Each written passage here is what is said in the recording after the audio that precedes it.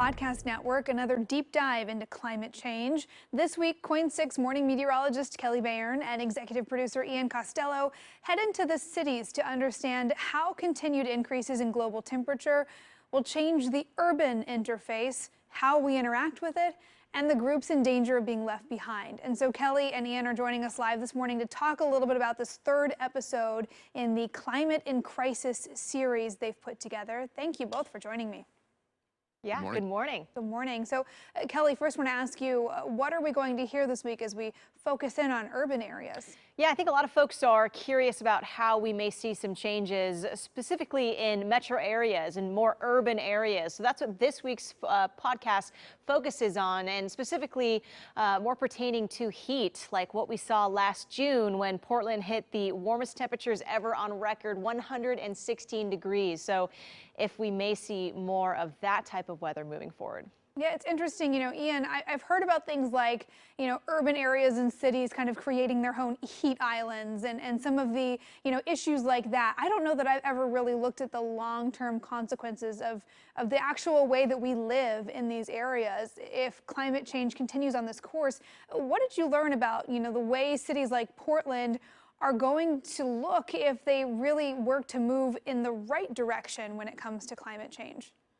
I think the biggest thing that we came across in the interviews we did for this episode and the research we did is this idea that urban sprawl is really causing more problems than it's probably worth. And the cities of the future, we get into how the cities of the future are going to have to be a lot more dense. We're going to have to live a lot closer together if we're going to attempt to mitigate climate change in any meaningful way. And on top of that, as we look at urban planning into the next 20, 30, 40, 50 years, we're going to have to really work on not leaving anyone behind, because there's some real danger that we're going to leave some people behind with this. So, Ian, let me ask you, we talk about the American dream of, the white picket fence and the house in the backyard. It's so ingrained in a lot of American culture. Do you think we're capable of making some of those changes towards more higher density, more eco-friendly environments?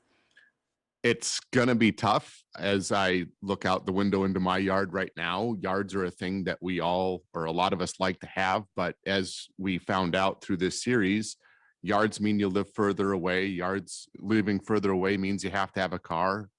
That means you have to have a garage, which means now you're living further away from your neighbor. And then when you look at the commute, the further you have to drive to get to work or wherever you're going, the more roads we need, the more cars that are on the road. And that leads to more carbon emissions, which is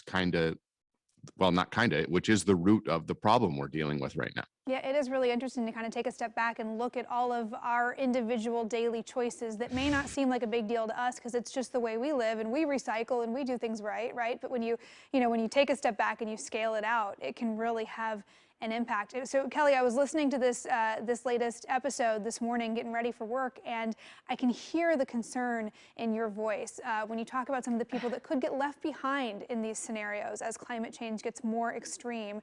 Yeah. Who exactly are we talking about here? Yeah, I think often with many issues, it tends to impact the communities that are marginalized.